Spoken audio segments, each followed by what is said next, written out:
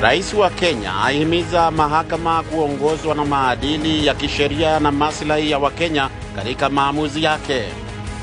Waziri wa uchukuzi na kazi wa Uganda ajeruhiwa katika shambulizi la bunduki huku bintiye akiuawa. Rais wa Marekani aongoza taifa katika maadhimisho ya miaka 100 tangu mashambulizi yaliyopelekea vifo vya mamia ya Wamarekani weusi kufanyika mjini Tulsa, Oklahoma.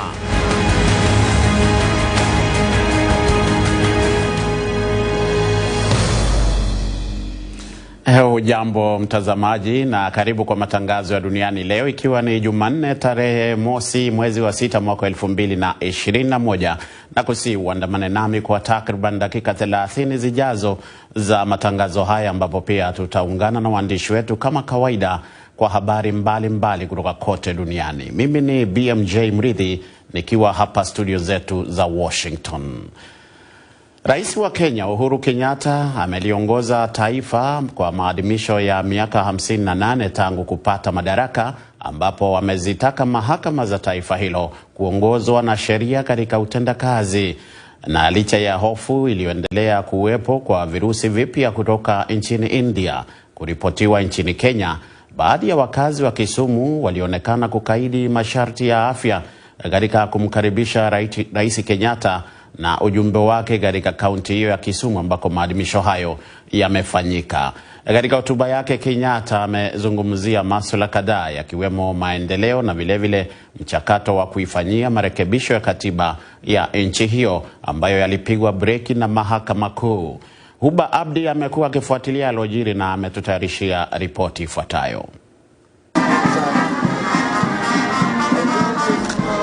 Rais Uhuru Kenyatta ameikosoa idara ya mahakama kufuatia uamuzi wa koti kuharamisha ripoti ya maridhiano ya BBI. Akizungumza kaunti ya Kisumu wakati wa maadhimisho ya siku ya madaraka ya 58, Uhuru amesema mahakama ilipaswa kujiuliza manufaa kwa wananchi yatakayojiri kupitia ripoti ya BBI. If BBI were to be stopped, kama BBI inasimamishwa, nani anayebeba mzigo na unaenda kwenye mgongo wa nani? Nani anayechukua jukumu la kupoteza 30% ya bajeti ya serikali kila mwaka kutokana na siasa mbaya ambazo BBI inataka kuzitatua? Of our national budget every 5 years due to the toxic politics that BBI sought to resolve. Hata hivyo, kwa upande wake, naibu wa rais William Ruto kupitia kwa hotuba yake amewashauri wanasiasa na viongozi waongoze kwa sheria na wala sio utawala wa wanadamu. Aidha, katika sherehe za Madaraka Day, Rais Uhuru Kenyatta ameahidi kwamba ataisaidia Burundi katika kuondoa vikwazo vya kiuchumi vilivyowekewa na Jumuiya ya Afrika Mashariki. Uhuru, ambaye ni mwenyekiti wa Jumuiya ya Afrika Mashariki, ameahidi kwamba Burundi itasaidiwa katika kuendeleza na kukuza uchumi wa taifa hilo. Mheshimiwa Rais, ningependa kukushukuru kwa kazi njema ambayo wewe na serikali yako mnaendelea kufanya ya kuhakikisha ya kwamba tumerudisha amani kwa nchi ya Burundi na wananchi wa Burundi wameanza tena kuona maendeleo. Na nataka nikuhakikishie leo ya kwamba sisi na wenzetu wa Afrika Mashariki tutaungana pamoja nawe tuhakikishe ya kwamba hii economic sanctions ambayo imewekwa kwa nchi yako imeondolewa, na ndio wananchi wa Burundi waweze kupata maendeleo ambayo wanastahili. Rais wa Burundi Evariste Ndayishimiye alikuwa miongoni mwa wageni mashuhuri waliohudhuria sherehe za Madaraka Day mjini Kisumu. Marais hao wawili walitia saini mikataba kadhaa ya ushirikiano baina ya Kenya na Burundi, ikiwa ni mojawapo ya ajenda kuu ya ziara ya Rais Ndayishimiye humu nchini. Huba Abdi, VOA, Nairobi.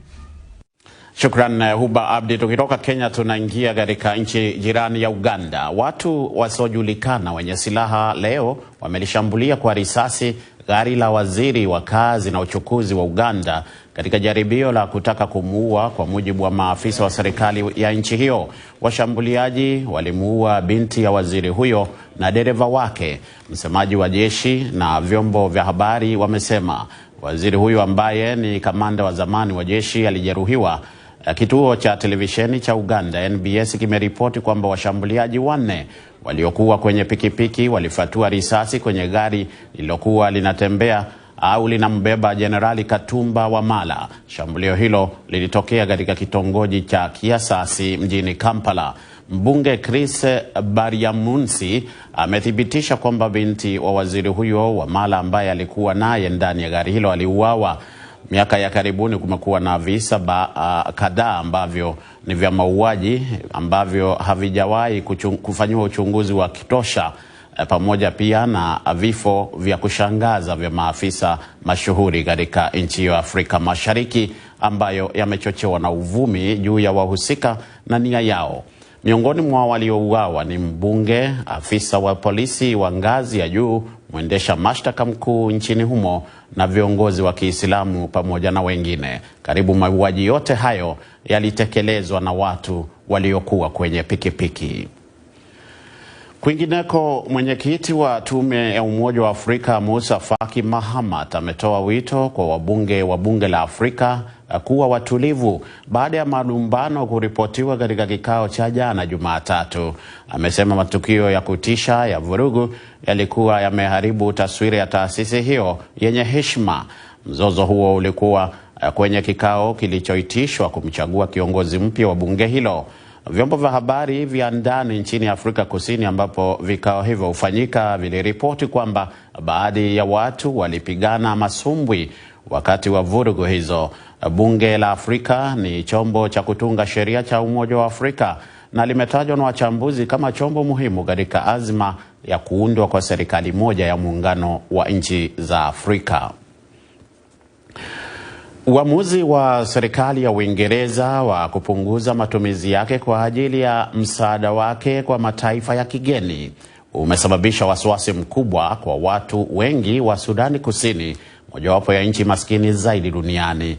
Ripoti ya shirika la habari la AP inasomwa hapa na Patrick Nduimana. Jimbo la kaskazini mashariki la Sudani Kusini la Pibor linakabiliwa na mzozo wa kibinadamu na linaelekea kukumbwa na njaa. Kwa mujibu wa ripoti ya televisheni ya Uingereza Sky News, thuluthi 2 ya watoto huko Sudani Kusini wanasumbuliwa na utapia mlo. Joshua Konyi Irer ni mkuu wa jimbo la Pibor. We look at it so unfriendly. Huo sio uungwana na ni unyama kwa nchi yoyote kupunguza misaada wakati huu. Kufuatana na Sky News, Uingereza ambayo ilikuwa mfadhili wa pili mkubwa wa Sudani Kusini, lakini ilipunguza mchango wake kwenye msaada wa dharura wa chakula kwa 30%. Sudani Kusini imekuwa ikikabiliwa na matatizo tangu ipate uhuru miaka 10 iliyopita. Nchi hiyo imekumbwa na vita vya kikabila na mafuriko ambayo hayajawahi kutokea. Akizungumza na Sky News, mkurugenzi wa shirika la mpango wa chakula duniani anayehusika na Sudani Kusini, Matthew Hollingworth, amesema shirika hilo la kimataifa limefika mahali ambapo wanachukua kutoka kwa watu wenye kukabiliwa na njaa na kuwapa walio na njaa sugu katika juhudi za kuepusha njaa. Ilitubidi tuchukue maamuzi ya kuumiza sana na magumu sana. Kwa hiyo katika maeneo ambako tunajaribu kuepusha njaa, tunachukua kutoka kwa wenye kukabiliwa na njaa na kuwapa wenye njaa halisi. Uingereza nasema Sudani Kusini inaendelea kuwekwa mbele kabisa kati ya vipaumbele vyake licha ya kupunguzwa kwa misaada kutokana na athari za janga la COVID-19. Patrick Nduimana, VOA, Washington. Naam, turejea hapa Marekani ambapo rais wa nchi hii Joe Biden leo anashiriki katika maadhimisho ya mojawapo ya matukio ya kusikitisha kabisa katika historia ya taifa hili ambayo kwa kiasi kikubwa yamesahaulika. Ni maadhimisho ya miaka 100 tangu vurugu mbaya za ubaguzi wa rangi zifanyike na kuangamizwa kwa jamii ya watu weusi iliyokuwa ikistawi mjini Tulsa, jimbo la Oklahoma. Ziara ya Biden itawakumbuka mamia ya watu weusi waliouawa na magenge ya wazungu na inafanyika wakati kuna mwamko wa kitaifa wa kutathmini upya mahusiano ya rangi hapa Marekani. Biden atakuwa rais wa kwanza kushiriki katika kumbukumbu ya uharibifu wa kile kilichojulikana wakati huo kama Black Wall Street, Juni mwaka wa 1921, wakati wakazi wazungu wa Tulsa na viongozi wa asasi za kiraia walipopora na kuchoma moto wilaya ya Greenwood na kufanya mashambulizi kwa kutumia ndege.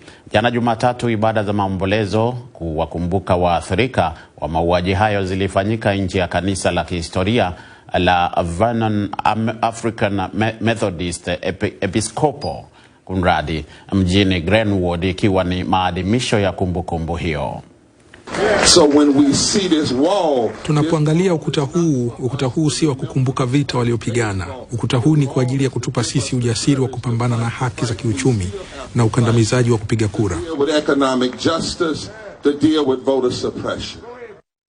Mashambulizi yaliyofanyika wakati huo yaliwahusisha magenge ya wazungu wenye itikadi kali za ubaguzi wa rangi. Waliwashambulia Wamarekani weusi ambao wengi wao walikuwa ni wafanya biashara na kuua watu 300 na takriban 10,000 kupoteza makazi yao.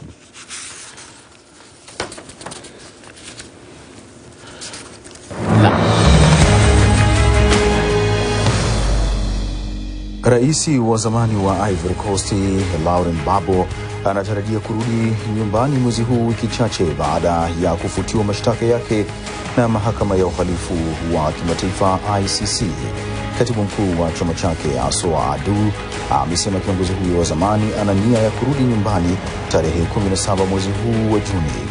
Gbagbo na waziri wake wa zamani wa vijana Charles Blay wamekuwa wakijadiliana na maafisa wa serikali ya Ivory Coast juu ya kurudi nyumbani. Mapema mwezi Aprili, Rais Alassane Ouattara alisema Gbagbo anaweza kurudi nyumbani bila ya matatizo yoyote kufuatia utaratibu wa upatanishi wa maridhiano ulioanzishwa na serikali yake. Serikali iliunda wizara ya maridhiano inayoongozwa na mgombea kiti cha urais wa zamani kutoka upande wa upinzani Kouadio Konan Bertrand mara tu baada ya uchaguzi wa rais wa tarehe 31 Oktoba mwaka jana. Rais Muhammadu Buhari wa Nigeria ameamrisha maafisa usalama kuharakisha juhudi za kuokoa zaidi ya watoto 100 waliotekwa nyara kutoka madrasa moja katika jimbo la Niger nchini humo. Rais Buhari amezitaka pia idara za serikali kutoa msaada unaohitajika kwa familia za watoto waliotekwa nyara. Utekaji nyara kwa ajili ya fidia umeongezeka na kuwa jambo la kawaida katika majimbo ya kaskazini ambako mamia wameshatekwa katika matukio kadhaa kwa miezi ya hivi karibuni. Mwezi Februari, karibu wasichana 300 walitekwa nyara na kundi la watu waliokuwa na silaha kutoka shule moja katika mji wa Jangebe katika jimbo la Zamfara. Wengi kati yao wameachiliwa huru. Waziri wa mambo ya nchi za nje wa Ufaransa Jean-Yves Le Drian ametoa wito wa kuwepo kwa masharti makali kwa serikali ya mpito ya Mali ili kuheshimu ratiba ya kurudisha mfumo wa demokrasia. Katika ujumbe wake wa Twitter, Drian alirudia tena msimamo wa Ufaransa kulaani mapinduzi ya pili nchini humo, akiandika kwamba Ufaransa inaunga mkono kabisa vipaumbele vilivyotolewa na Jumuiya ya Uchumi ya Afrika Mashariki ECOWAS kuhakikisha uchaguzi wa rais unafanyika Februari 27 mwaka 2022. Mali imeshuhudia mapinduzi mara 2 katika kipindi cha miezi 9, ambapo hivi sasa kiongozi wa baraza la kijeshi Kanali Assimi Goita amejitangaza kuwa rais wa serikali ya mpito. Jumuiya ya ushirikiano wa kiuchumi na maendeleo ya Ulaya OECD imemkaribisha kiongozi mpya kwa mara ya kwanza baada ya miaka 15.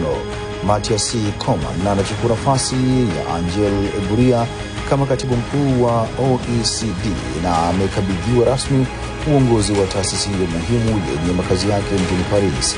Coman anasema anataka kuhamasisha kuwepo kwa uongozi bora duniani na kuchukuliwa hatua chanya na yenye malengo mapana katika kupambana na mabadiliko ya hali ya hewa. Habari mbalimbali za dunia zimesomwa na Idi Ligongo. Tunapumzika kidogo, tutarejea katika sehemu ya pili ya kipindi hiki cha katika matangazo haya. Ungana nasi baada ya muda mfupi. Babu, ni hadithi nzuri. Hapo zamani za kale palikuwa na jabali mmoja tu. Jabali huyo aliweza Babu, nadisia hadisi nzuri. Hapo zamani za kale palikuwa na jabali mmoja tu. Jabali huyo aliweza kusafiri umbali mrefu hadi Uchina, na jabali huyo watu walimsifu sana kwa kuwa alikuwa ni mwaminifu, na hata ukimtuma kitu anakuletea kwa wakati, tena bila gharama kubwa. Je, unamjua aliitwa nani? Pana babu. Aliitwa JNM Cargo. Ndiyo, JNM Cargo, mahodari wa usafirishaji wa mizigo kutoka China kwa njia ya forodha. Tuma pesa kwa wakala China, halafu JNM Cargo tukague mzigo wako, tuupakie na kusafirisha. Tupigie leo 0677 066 551. JNM Cargo, we voyage your dreams. Na karibu kwa sehemu ya pili ya matangazo haya kutoka hapa VOA Washington DC. Kiongozi wa upinzani wa Israeli Yair Lapid amesema kwamba bado kuna vizingiti vingi kabla ya kuweza kufikia makubaliano ya kuundwa kwa serikali ya mseto ya vyama ili kumuondoa madarakani waziri mkuu wa muda mrefu Benjamin Netanyahu. Kiongozi huyo alisema hayo baada ya kiongozi wa chama cha mrengo mkali wa kulia Naftali Bennett, mshirika wa zamani wa Netanyahu, kutangaza hiyo jana Jumatatu kwamba atajiunga na serikali hiyo ya umoja wa kitaifa. Abdul Shakur Abud anatuarifu zaidi juu ya uwezekano wa kutokea mabadiliko makubwa ya kisiasa nchini Israeli.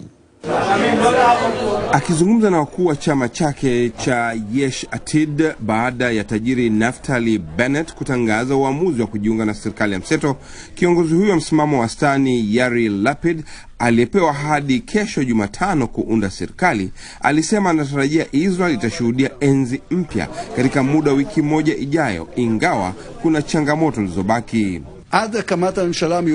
Bado kuna vizingiti vingi katika kuunda serikali mpya. Huenda hilo likawa jambo zuri kwa sababu tunabidi kuondoa vizingiti hivyo kwa pamoja. Hiyo itakuwa mtihani wetu wa kwanza ikiwa tutaweza kufikia maridhiano, kufikia lengo letu kubwa.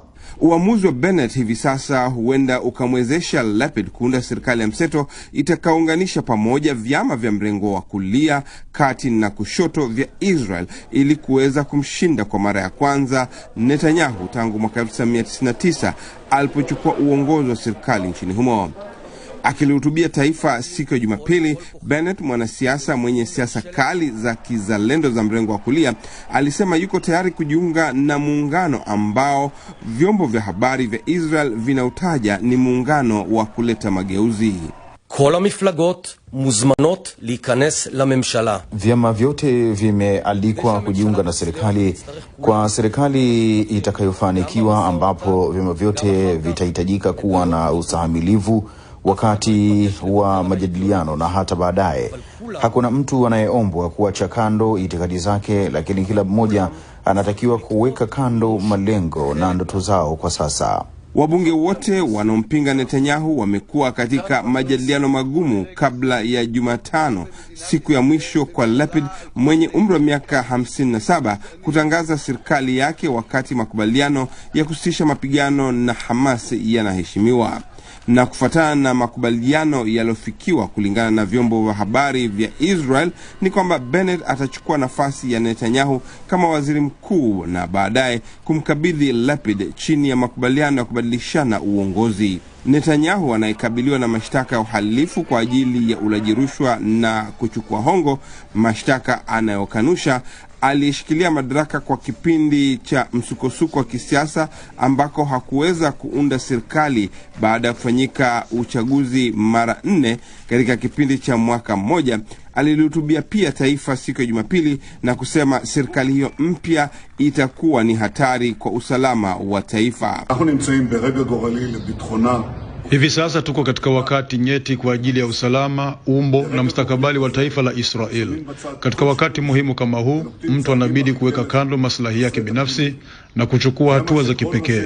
Ndio maana ninatoa wito kwa wafuasi wote wa mrengo wa kulia kuungana na kuziwia kuundwa kwa serikali ya mrengo wa kushoto.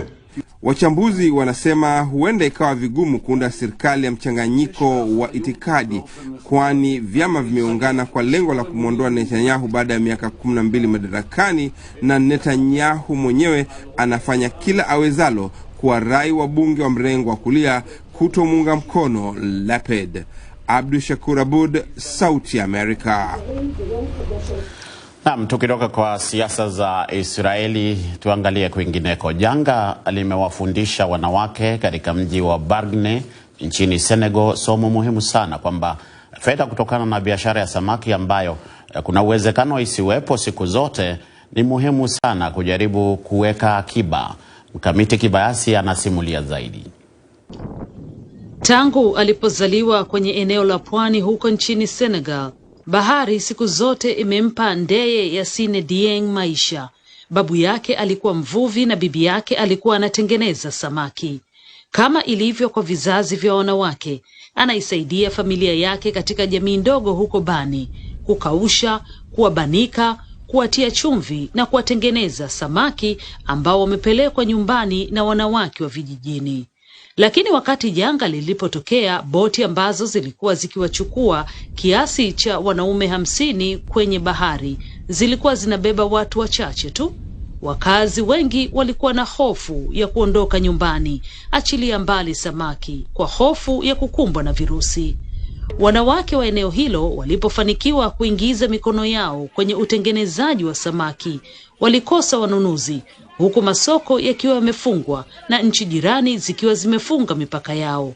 Bila ya akiba, familia nyingi zilikaa kwa siku 3 bila kupata mlo wa kila siku, walau mara 2 au mara 1 kwa siku. COVID imebadili kazi zetu na maisha yetu, kwa sababu tulikuwa tunafanya kazi wa uhuru bila ya hofu yoyote. Lakini tangu kuingia kwa COVID, tunaishi kwa hofu. Tunaogopa kwenda mbali na kuathiriwa na COVID-19. Imesababisha athari kubwa sana kwa uchumi wa eneo letu. Boti za mbao ambazo zimepakwa rangi vizuri kwa mara nyingine tena zimeanza kubeba darzeni ya wanaume kwenda baharini, na watu wamefurika kwenye fukwe kuwasaidia wavuvi kubeba mizigo yao. Lakini changamoto kutokana na virusi vya korona mengi bado yapo. Kuongezeka kwa maji baharini na mabadiliko ya hali ya hewa kumetishia maisha pamoja na nyumba. Wengi hawawezi kumudu kujenga nyumba mpya au kuhamia maeneo ya ndani zaidi. Fatou Saba, diwani na ni rais wa chama cha wanawake watengenezaji bidhaa za samaki, ametoa ushahidi kuhusu changamoto ya uvuvi wa asili. Fatou anasema yeye hapingi mradi ambao utaiendeleza Senegal, lakini anapinga mambo ambayo yanaweza kuweka kazi zao katika hatari na kudai ushiriki zaidi wa wanawake katika maamuzi. Wanawake pekee ndio wanafahamu jinsi ya kufanya kazi. Lazima tuwalete wanawake katika nafasi za kutoa maamuzi. Lazima tuwapate, tuwaunge mkono kwa maendeleo ya kila mtu. Wakati ikisambaza habari kuhusu chanjo na jinsi ya kujizuia na virusi, Dieng pia alikuwa na ujumbe mwingine muhimu kwa wanawake wa Senegal na kote duniani. Tunasema kwa wanawake wote duniani, msimame na kuona kuwa hatima yenu iko katika mikono yenu. Kazi ndiyo italipa.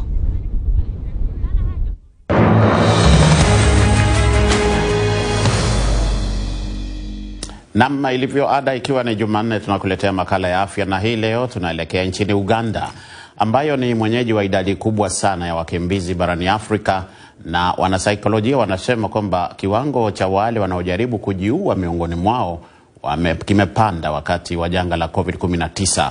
Mwandishi wetu Halima Athmani anaangalia juhudi za kuwasaidia wale ambao wanaathiriwa na kiwewe na matatizo ya akili, na Hadija Riami anaisoma ripoti kamili.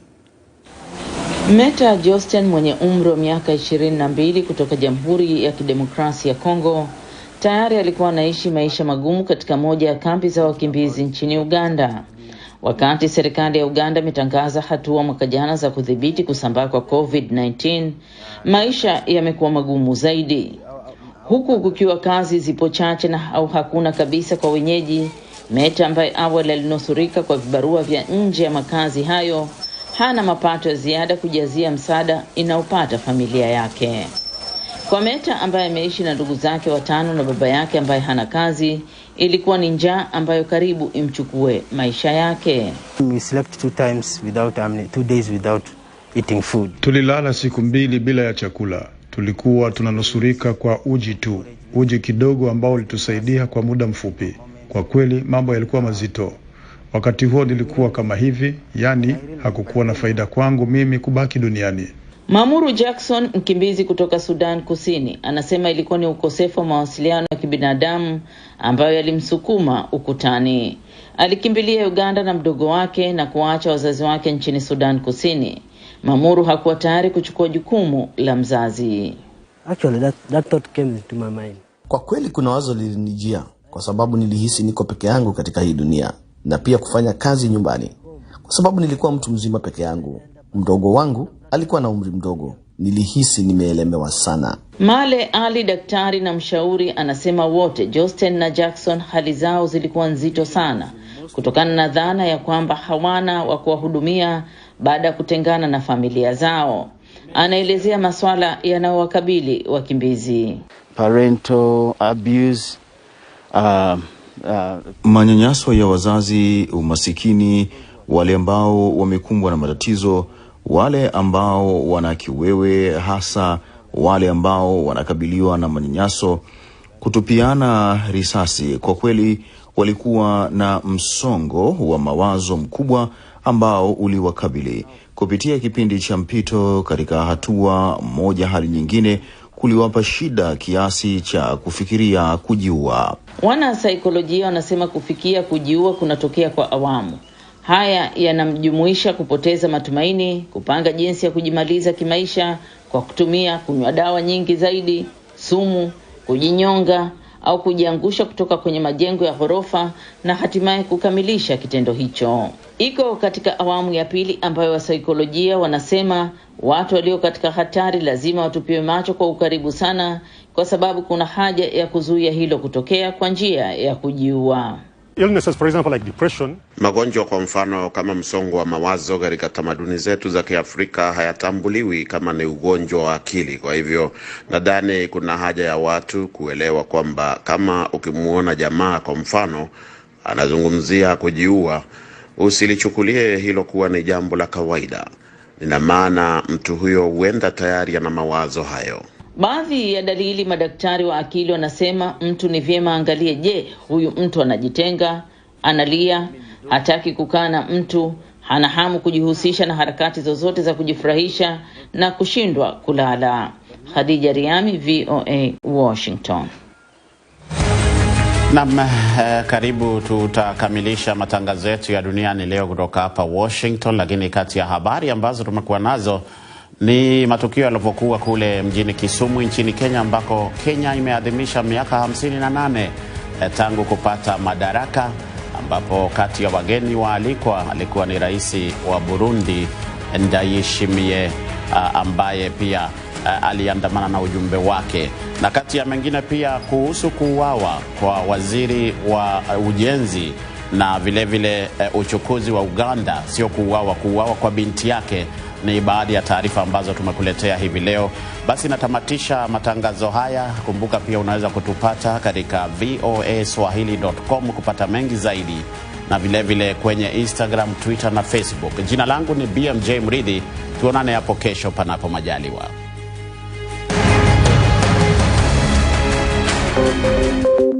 Maelfu na maelfu ya wahamiaji wakiwa na watoto kutoka nchi za Amerika ya Kati wanaendelea kuwasili kwenye mpaka kati ya Marekani na Mexico. Folks, I'm going. Thank you very, very much. I appreciate it. Thank you. Ni habari kutoka pembe zote duniani. Pepo pasi kukufuku. Pepo pa ni idea. Sazidi ananyonya, hanyonyi vizuri, anakuwa hayuko comfortable. Jeshi la Jamhuri ya Kidemokrasia ya Kongo linapambana na waasi wa ADF. Kwa sasa wanatoa wito kwa mashirika, makampuni na vile vile vituo vya uchukuzi. Mambo mengi yatakwenda kama yalivyopangwa. Hapa ni kuna mmoja wa viongozi wa chama cha wavuvi katika eneo hili. Zaidi tunajaribu kuwapa chanjo ili ina boost ama inanyanyua kinga ya mwili, ndio inaenda kupelekea kupambana na virusi. Ni Duniani Leo, Jumatatu mpaka Ijumaa, moja kwa moja kutoka VOA Swahili, Washington.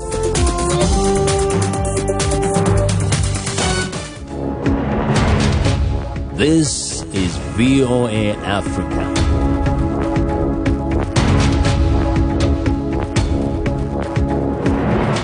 Hello, I'm Esther Githo-Yuat. It's Tuesday, June 1st. Welcome to Africa 54. We continue to work remotely because of the COVID-19 pandemic, but what hasn't changed is our commitment to bringing you the latest and most important news from the African continent and around the world. This is today's Africa 54. Gunmen sprayed bullets at a car carrying a Ugandan government minister in an attempted assassination on Tuesday, wounding the former army commander and killing his daughter and driver, according to an army spokeswoman and local media reports. Local television station NBS reported that 4 attackers on motorcycles opened fire at a vehicle carrying General Katumba Wamala, the Minister of Works and Transport, in the Kampala suburb of Kiasasi. There have been several unsolved assassinations and mysterious deaths of high-profile officials in the East African country in recent years that have fueled speculation about perpetrators and their motivations.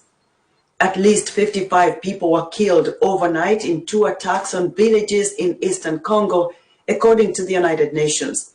It is potentially the worst night of violence the area has seen in at least 4 years. The army and a local civil rights group blamed the Allied Democratic Forces, ADF, an Islamist armed group, for raiding the village of Chabi and a camp for displaced people near Boga, another village. Both are close to the border of Uganda. Houses were burned and civilians abducted, the UN Office for Humanitarian Affairs said in a statement. The ADF is believed to have killed more than 850 people in 2020, according to the United Nations. Former Ivory Coast President Laurent Gbagbo plans to return home on June 17 following his acquittal on charges of crimes against humanity at the International Criminal Court, according to his party. Gbagbo returns could be complicated by an outstanding 20-year sentence given to him in absentia in November 2019 by an Ivorian court for misappropriating funds from the regional central bank. In April, President Alassane Ouattara said Gbagbo was free to return from The Hague, but did not say whether Gbagbo had been pardoned. Gbagbo, who turned 76 on Monday, served as president from 2000 until his arrest in 2011 after his refusal to concede electoral defeat to Ouattara. Somalia's breakaway Somaliland region held its first parliamentary election for 16 years on Monday, in what politicians there describe as evidence of its comparative stability. The region, which broke away from Somalia in 1991 but has not gained widespread international recognition for its independence, has been largely peaceful, while the rest of Somalia has suffered 3 decades of civil war. More than 1 million out of roughly 4 million residents have registered to vote, according to the National Electoral Commission. The parliamentary election had been delayed for a decade by a dispute among the 3 major parties over the composition of the Electoral Commission, which was finally resolved. Morocco and Spain traded new accusations on Monday in a diplomatic row triggered by the Western Sahara territorial issue that led this month to a migration crisis in Spain's enclave in northern Morocco. Spanish Prime Minister Pedro Sanchez described Morocco's actions in appearing to relax border controls with the enclave of Ceuta as unacceptable and an assault on national borders. Morocco's foreign ministry meanwhile blamed Spain for breaking mutual trust and respect, drawing parallels between the issues of Western Sahara and Spain's Catalonia region, where there is an independence movement. The dispute was sparked by Spain admitting Western Sahara independence movement leader Brahim Ghali for medical treatment without informing Morocco. Kenyan doctor Jemima Kariuki says she needed to do something after seeing more complications and deaths among mothers and babies during Kenya's COVID-19 lockdown. She's now been honored for an ambulance service that improved and saved lives. David Doyle of Reuters has more. Her ambulance service has helped safely deliver hundreds of lockdown babies. And now Kenyan doctor Jemima Kariuki has been honoured by the World Health Organization. Though the announcement on Wednesday of the Director General's Award for Global Health came as a bit of a shock. So someone calls me and they're like, congratulations. And I'm like, for what? And then they tell me about how I'm trending and I've gotten the award. And I was so overjoyed. I was really so overjoyed. When Kenya imposed curfews last year, Dr. Kariuki, an obstetrician-gynecologist at Nairobi's Kenyatta Hospital, started seeing more deaths and complications for pregnant women. Mothers often feared infection if they went to hospital, and some drivers refused to take them if police were enforcing movement restrictions.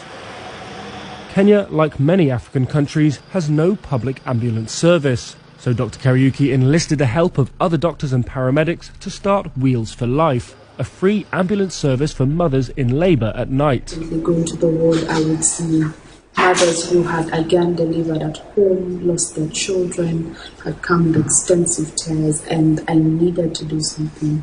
WHO Chief Tedros Adhanom Ghebreyesus said Dr. Kariuki had improved and saved lives. Patients call 1196 to speak to a worker at a Wheels for Life call centre.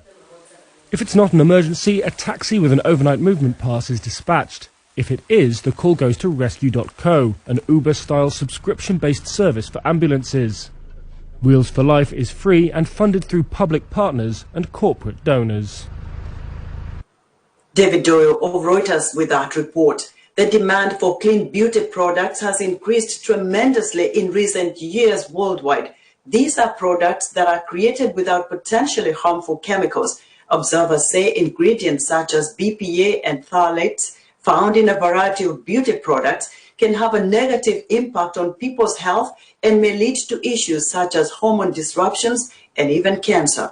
For the past 17 years, a Washington state-based beauty company, Alafia, has been providing American consumers with beauty and personal care products with ingredients grown in Africa. Described as a clean, green, and fair trade beauty company, Alafia was created by Togolese native Oluwonjo Chala with a mission to cultivate beauty, equality, and empowerment in West Africa through the fair trade of indigenous resources and community empowerment projects. Africa 54's Lino Mudu caught up with Oluwonjo Chala to discuss how Alafia's products are contributing to women's wellness and beyond. As many people around west part of Africa and me coming from Togo, we use Alafia as a greeting. And Alafia is a state of peace, health and peace. And that is what I'm striving to do.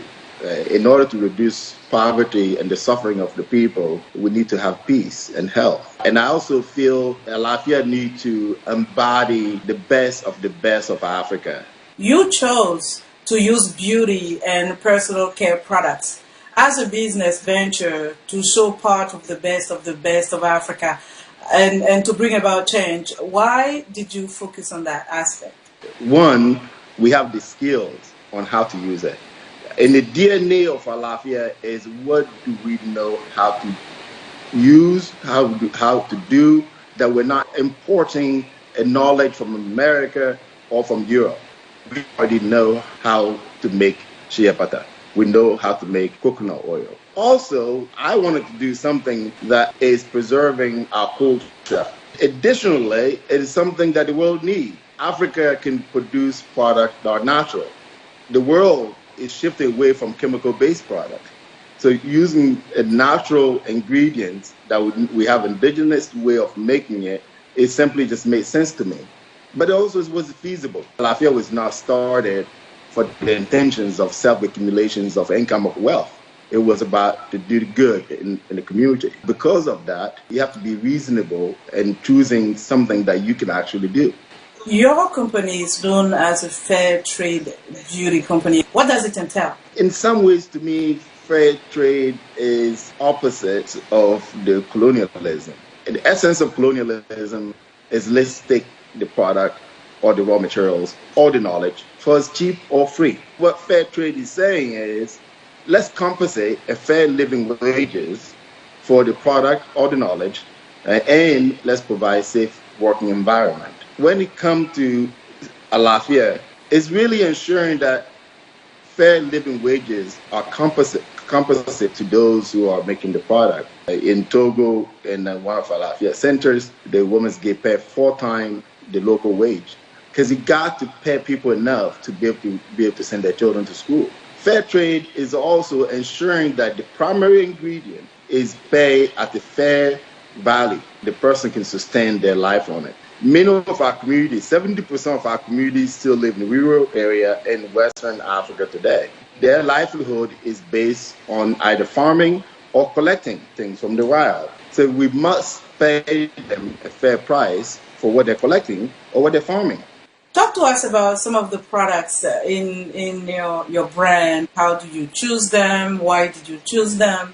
It's not so much about the choice as the understanding of what the world consumer, what do America wants to consume. It doesn't do us any good to try to alleviate poverty or to create a product that customers won't buy. We have to be relevant to the marketplace. The diverse ingredients from moringa, from shea, from coconut oil, from baobab, all those various ingredients that we have in abundance, and based on the consumer's need on the skin types, we create the product. What is also important is creating a diverse form of product. Alafia has 190 different products.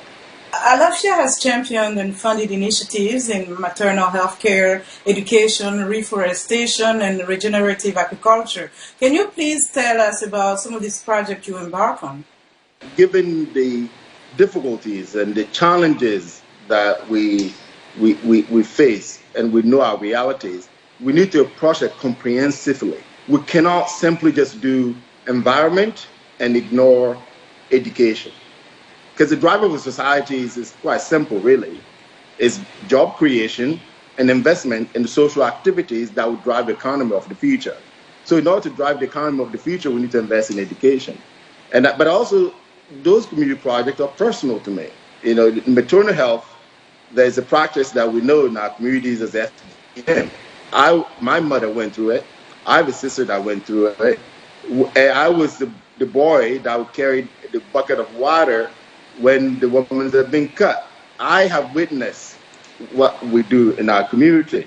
So it makes sense that Alafia will invest in maternal care. I have lost sisters myself because they can't spend $10 to buy antibiotic after the infection of giving birth. And an average 1 in 16 women would die in sub-Saharan Africa by trying to give birth. Those numbers are similar to the death rate in the U.S. back in late 1700s. The Alafia's investment goes beyond than my own personal feelings. It's also because it reduces poverty. We know that when we lose a mother, the other siblings are going to drop out the school. So if Alafia's intention is to reduce poverty, then we need to keep our mothers alive. And I think it's a moral thing to do anyway.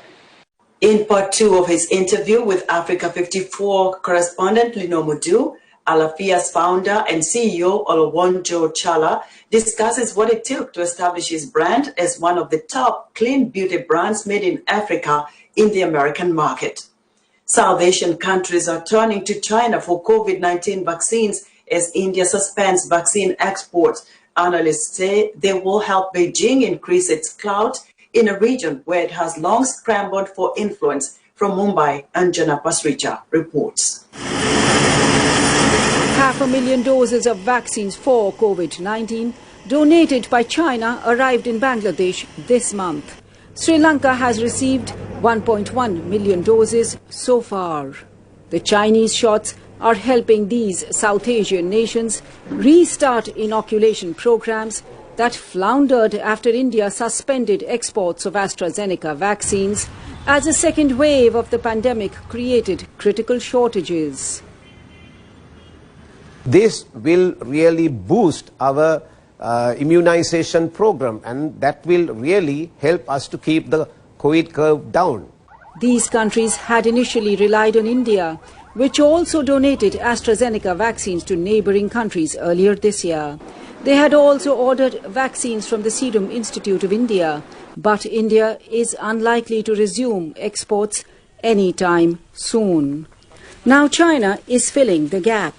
Analysts say Beijing's vaccine diplomacy will deepen its footprint in the crucial Indian Ocean region, where it has been wooing countries with its Belt and Road infrastructure project. Certainly there is going to be this sense of China becoming a very important player for many of these countries. If India is not able to pick up some slack after a few months, once things stabilize. Sri Lanka began inoculating its citizens with China's Sinopharm vaccine this month after the World Health Organization granted it emergency approval. That has helped overcome hesitancy about the Chinese shots. The vaccines will add another dimension to China's presence in Sri Lanka, where its many infrastructure projects include building a new port city in Colombo. China, which is, it already has its influence, but it is another layer, and that would strengthen the Chinese influence. Bangladesh has also appealed to Western countries for help as it runs out of the AstraZeneca shots with which it rolled out its inoculation drive.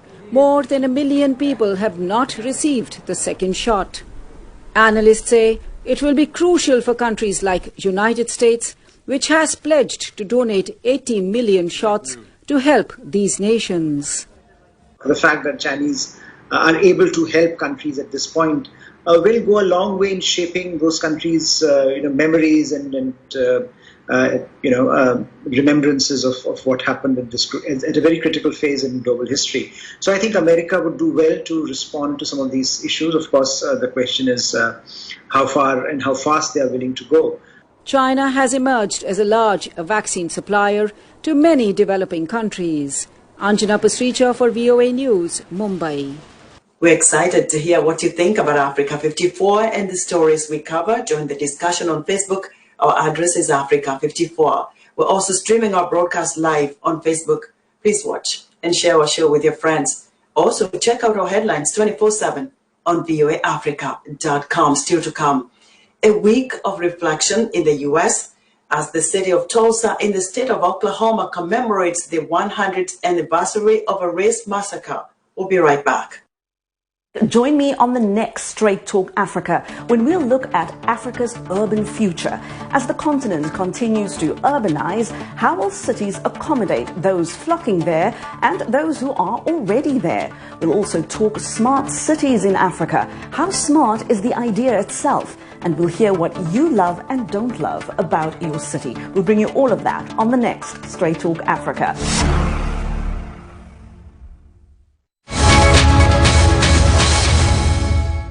Welcome back to Africa 54. President Joe Biden visits Tulsa, Oklahoma this week as part of the 100th anniversary of the Tulsa Race Massacre. The visit comes as the United States reflects on its legacy of slavery and racial violence. Michelle Quinn reports. At a time when many Americans are discussing race, President Joe Biden will visit Tulsa Tuesday to be part of the commemoration of the 100th anniversary of the Tulsa Race Massacre. The city is expected to resume the excavation of a suspected mass grave for the bodies of some of the more than 300 people killed in the violence. The trigger for the massacre was the arrest of a 19-year-old black man accused of assaulting a 17-year-old white girl. The events of 1921 resulted in the destruction of Tulsa's Greenwood District, a prosperous part of the city that included what was known as Black Wall Street. Only in recent years has the story of what happened been shared more widely. I still see black men being shot, black bodies lying in the street. I still smell smoke and see fire. I still see black businesses being burned. I still hear airplanes flying overhead. I hear the screams. I have lived through the massacre every day. Our country may forget this history, but I cannot. Last year, the 3 living survivors of the massacre filed a reparations lawsuit contending that the city of Tulsa, Tulsa County, the state of Oklahoma, and the Tulsa Chamber of Commerce were responsible for what happened. Questions remain over whether reparations should be paid and how much to survivors and descendants. A new museum commemorating the massacre, Greenwood Rising, is opening this week. Plans for a concert were scuttled when negotiations about payments to survivors and descendants reportedly broke down. Some officials say marking the 100th anniversary of the massacre is especially important now, coming a year after the death of George Floyd, a black man, in police custody in Minnesota. The incident sparked months of protests in cities nationwide and around the world and spurred many, including Senator James Lankford from Oklahoma, to consider racial inequities that remain in American life. Little did I know the events dealing with race that would happen in the last 12 months. And the awakening the nation really has had to what is still left undone in the issue of race in America.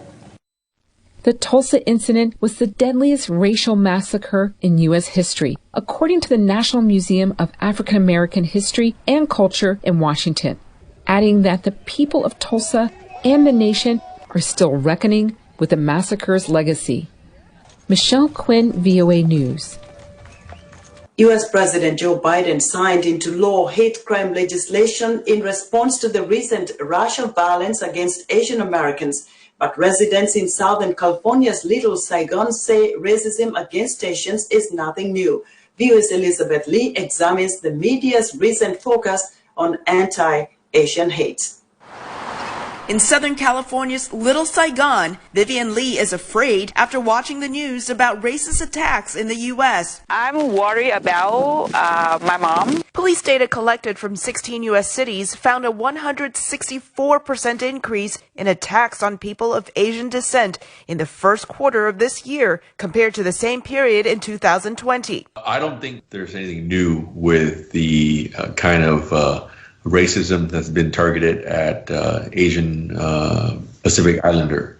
I think the only thing that is unique about this situation is that the mainstream media, mainstream community is now talking about it. Whether it's on social media or on the streets, Asian Americans are now talking about racism and being crime targets after years of relative silence. When I was a teenager, my family and I, living in San Jose at the time, were victims to an attempted home invasion robbery. And my parents didn't want to report it to the police because they were afraid of retaliation, because they were concerned with the language barrier. Tin Ho came to the U.S. with his parents as Vietnamese refugees. Now a prosecutor, he points to another reason for underreporting attacks: distrust of the government. But now Asian Americans are reporting incidents of racism at higher rates. Since March of 2020, more than 6,600 racist incidents against Asians have been reported to the Stop AAPI Hate website in 12 languages. We don't know necessarily if there's been a surge. We just know it's clearly widespread. Many Asian Americans blame former President Donald Trump's rhetoric on COVID-19 to the Chinese virus for the current spate of racist acts. The fear, the economic distress, the frustration over being quarantined for an entire year, all that anger and fear is now being directed towards Asians. People have to find a scapegoat. And last year, the administration scapegoated Chinese people. But Asian Americans of all backgrounds, often seen as a monolithic group, have been targets of pandemic-related abuse. But people are using racial lenses to perceive us and then to interact with us. Some Asian immigrants are also examining perceptions within their own communities about other ethnicities. No matter what, there's always going to be this underlying tension of we don't understand them, we don't like them as much because we don't understand them, or they're somehow slightly different. I think at the end of the day, we share a lot more in common than we have differences.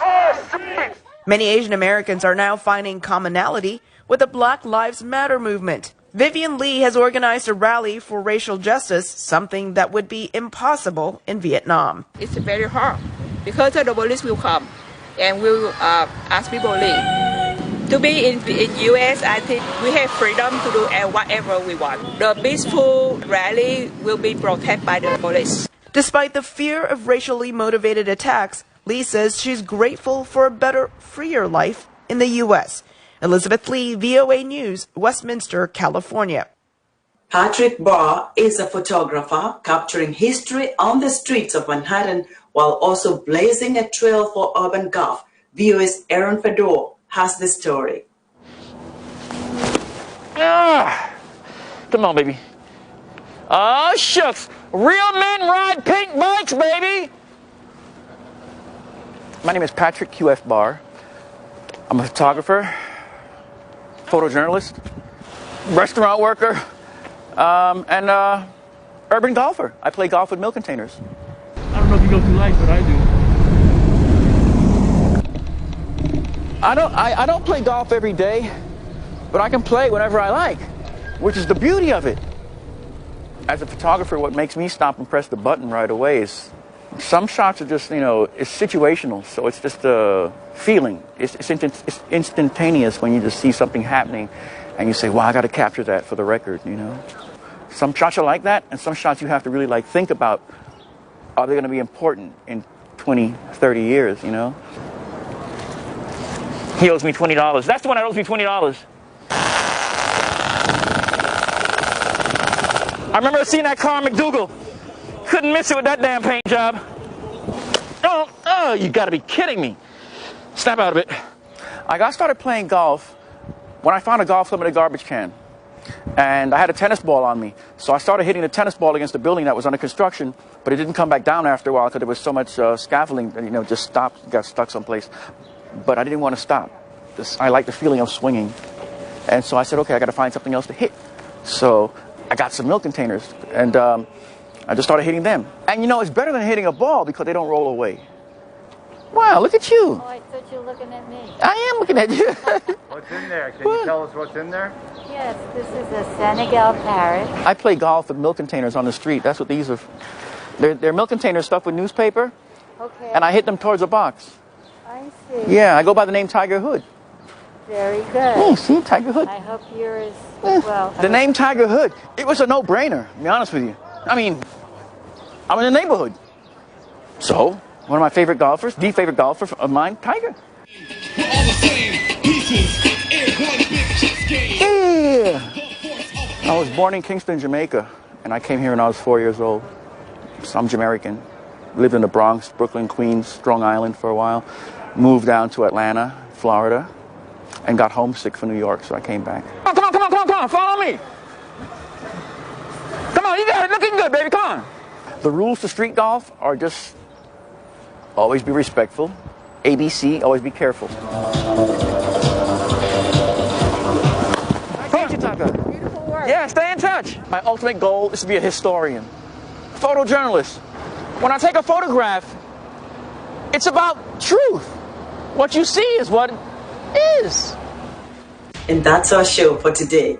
Be sure to watch Africa 54 on our website at voaafrica.com. From all of us here in Washington, thanks for watching.